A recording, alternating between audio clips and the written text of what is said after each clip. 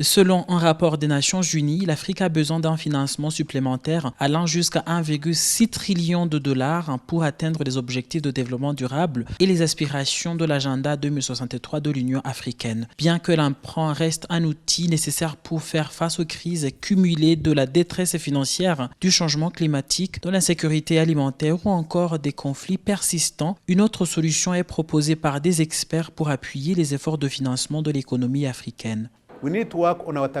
Nous devons travailler sur notre système fiscal pour nous assurer qu'il inclut les secteurs informels, qu'il est numérisé, que toutes les failles ou les flux financiers illicites augmentent sont comblés. Nous devons également réévaluer la façon dont nous donnons les incitations fiscales aux investisseurs.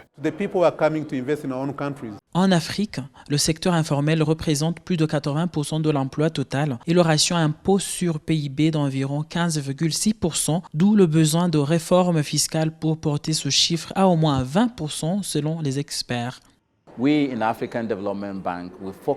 À la Banque africaine de développement, nous nous concentrons davantage sur l'amélioration de l'efficacité fiscale et de l'efficacité de l'administration du système fiscal dans les pays, de sorte que tous ceux qui sont censés payer des impôts, qu'il s'agisse de citoyens ou d'entreprises multilatérales, s'acquittent de leurs impôts, que les droits de douane et les droits d'exportation et d'importation soient effectivement perçus et que chaque personne qui est censée payer un impôt le fasse. Nous devons donc améliorer l'assiette fiscale plutôt que d'augmenter le taux d'imposition.